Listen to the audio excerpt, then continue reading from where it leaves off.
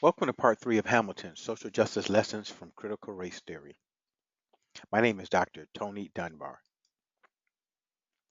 Part three lends opportunity to apply the critical race theory lens to the musical Hamilton for a social impact and social justice analysis.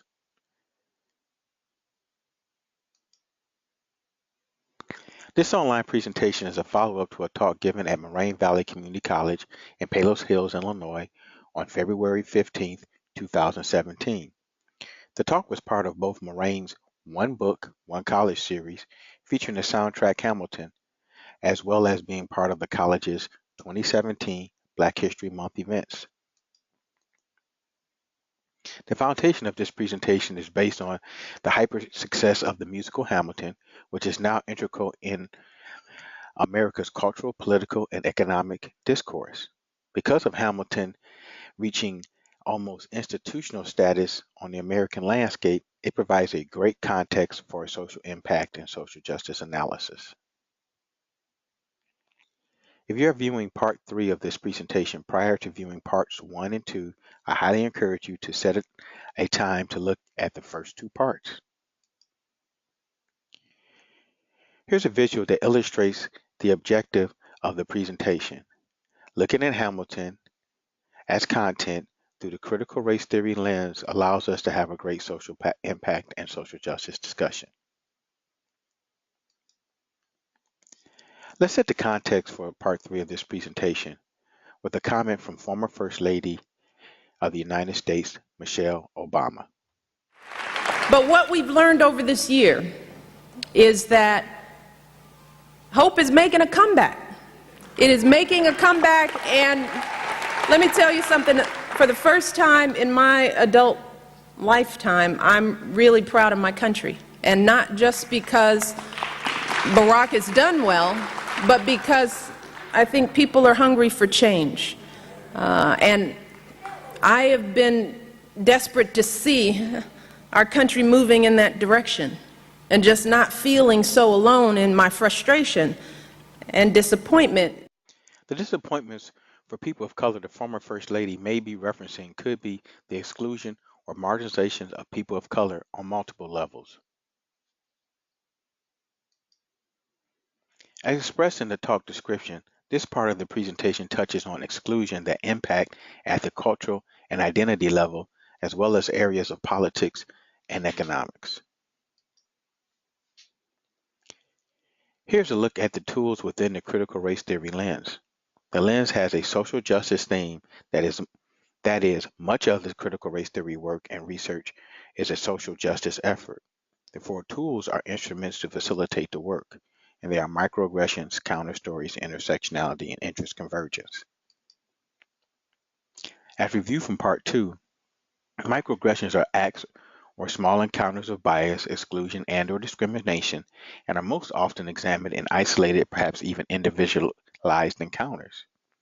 Counter stories place microaggressions into a broader narrative context, exposing the effect and impact while at the same time offering an alternative point of view expressed by those being marginalized by the identified microaggression. Ultimately, this leads to the powerful point of identity development expressed through the arts. An excellent opportunity to discuss microaggressions and counter stories is through the context of identity and cultural appropriations.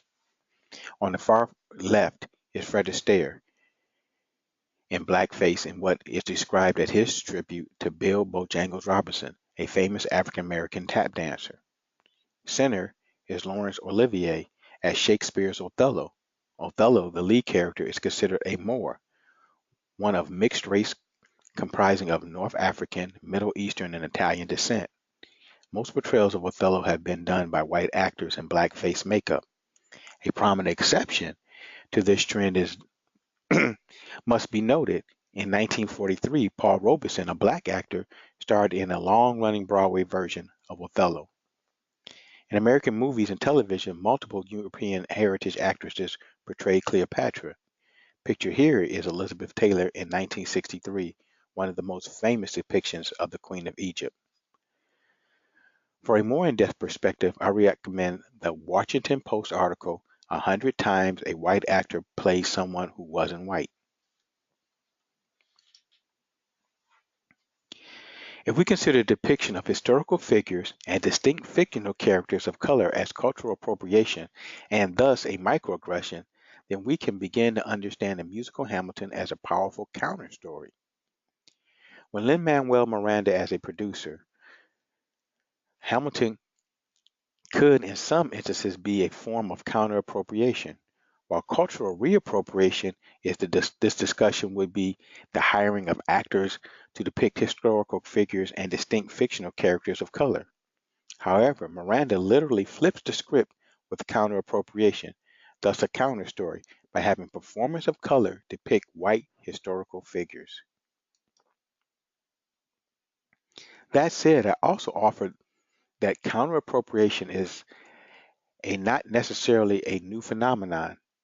If we look at the staggeringly dense history of segregation in the United States, we will most certainly find a legacy of many a local or school performance that pays homage to founding figures of American history depicted by people of color out of necessity based on local availabilities of performers.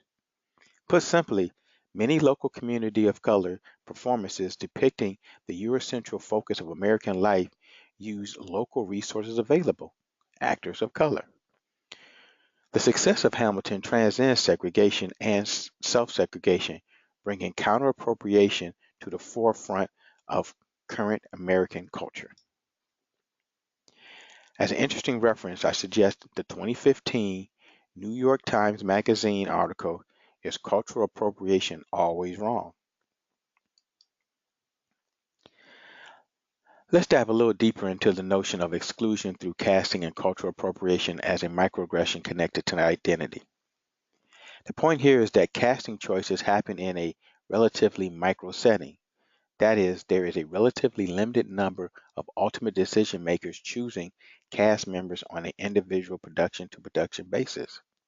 Yet, there is a macro aspect to this microaggression context. The macro or macroaggression framework is twofold. The cumulative effect as well as the legacy of microaggressions played out over generations has macro power or effect, thus creating a macroaggression over time. The second macro aspect is the microaggression based on scale. A large scale or overt microaggression that permeates and saturates at the societal level would be considered a macroaggression. Now, when bringing together the understanding of both micro and macroaggressions, we can see the power behind conversations of cultural appropriation and, and counter appropriation. If we then look at the massive cultural footprint of Hamilton the musical, we begin to grasp its power as a counter story. Before discussing Hamilton through the next two components of the critical race theory lens, interest convergence and intersectionality, let's go another layer in depth regarding identity and exclusion. The legacy of social exclusion through the arts, movies, plays, and televisions is quite clear when reviewing the history of the Academy Awards, Tony Awards, and Emmy Awards. Lin-Manuel Books has published a series of infographics reflecting the diversity gap in American performance arts. The lack of diversity exists within the ranks of producers, directors, and performers. In 2016, the issue of Hollywood's lack of diversity came to the forefront. The beginnings of what could be thought of as a growing social movement called Oscars So White started in January of 2016 upon the Oscar nomination announcements. According to 2012 statistics, 98% of both the producers and directors and 88% of the actors are white within the Academy of Motion Picture Arts and Sciences. Representation within Broadway community has similar trends. Over 90% of the Tony Award-winning directors are for musicals or plays have been white males. The broad generational appeal of Hamilton is also worth noting regarding the importance of identity and inclusion. That said, let's look at both identity and inclusion in another media-driven context. The Cooperative Children's Book Center is a unique study and research library within the School of Education at the University of Wisconsin-Madison. The CCBC's non-circulating collections include current, retrospective, and historical books published for children and young adults. This chart illustrates children's books written by as well as about people of color. In 2015, CCBC received 3,000 books. As you can see, for African Americans, 3% written by Black authors and 8% by Black folks. Native Americans, less than 1% by and a little bit more than 1% about our indigenous population. Those with Asian descent, 5% were written by people of Asian descent, and 3% of children's books were about them. And for Latinx's, 2% were written by them, and a little over 2% about them. This chart paints quite the exclusionary tale. We can clearly see the lack of identity and inclusion in the cultural socialization of children in American society. Now let's look at interest convergence. As a reminder, this is the late law professor Derek Bell's notion that issues of discrimination and disenfranchisement are only significant when whites are both interested and engaged in the issue. This is a not so subtle point. This point is highly connected to the allocation of resources that can have a positive impact on disenfranchised communities. This is a perfect point to connect the dots of interest convergence. Racial justice is certainly an economic issue. Hamilton is a financial money-making force to be reckoned with. Let's put Hamilton's economic horsepower in perspective. The Lion King and Phantom of the Opera grossed over $6 billion in revenue, and Wicked has grossed close to $4 billion in international sales. That said, it is reasonable to suggest that Hamilton certainly has a billion-dollar trajectory. Adding even more perspective, according to the World Bank data, less than 10% of the world's nations will have an annual gross domestic product of $1 billion. Granted, Hamilton's path to $1 billion will take a few more years. However, the point of the hip-hop Broadway smash being an economic force is quite clear. Moreover, the interest convergence connected to Lin-Manuel Miranda should also be relatively obvious at this point. One example of how Hamilton's interest convergence is playing out connects to Miranda's 2007 Tony Award-winning musical, In the Heights. It was announced in February of 2017 that film producer and co-founder of Miramax Film, Harvey Weinstein, and Sean Carter, better known as Jay-Z, have partnered to produce the film version of In the Heights. In the Heights is a story of a northern New York City Hispanic American neighborhood, Washington Heights.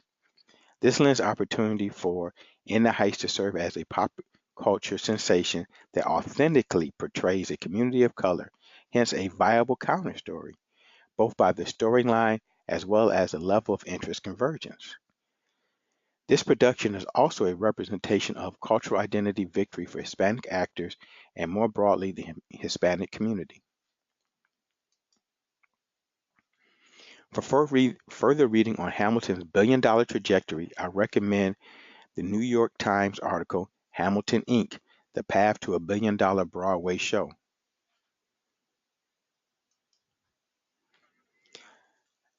Now moving to the intersectionality application. In the context of this presentation, intersectionality is a tool allowing for multiple points, or as law professor Kimberly Crenshaw describes them, dimensions of relevance, engagement, and power to be considered. One question that an intersectionality analysis will look at to examine might be, what is the broader impact of Hamilton, and how can we pull multiple variables into the impact analysis? In many ways, this presentation serves as an example of an intersectionality application. Illustrated here, we are looking at dimensions that impact performers, actors and actresses of color, reflected by the red arrow.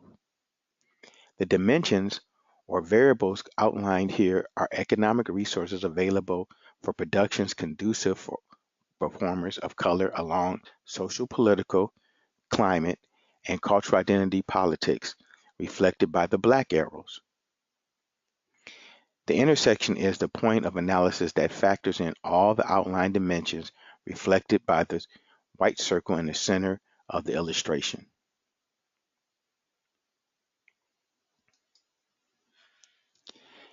If we look at Hamilton as the context for our intersectionality illustration, we can see the possibility of positive impacts for performers and, for that matter, producers of color. Because of the success of Hamilton, we can foresee economic resource allocations for productions conducive for performers of color as a viable possibility. Hamilton has also exposed that with creativity, dimensions of cultural identity or social political climate do not necessarily have to negatively impact performers of color. 2 points must be noted here. First, the illustration used in this presentation is a bit remedial and simplistic, serving more as a contextual example. The second point is, not all intersectionality analysis reflect positive impacts or positions of privilege. We have now successfully applied the critical race theory, or CRT lens, to the musical Hamilton, along with providing a great social impact and social justice analysis. A little food for thought before concluding. Ultimately, the results of social justice work should be a more inclusive society. An inclusive society maximizes the possibilities and positives of the human potential.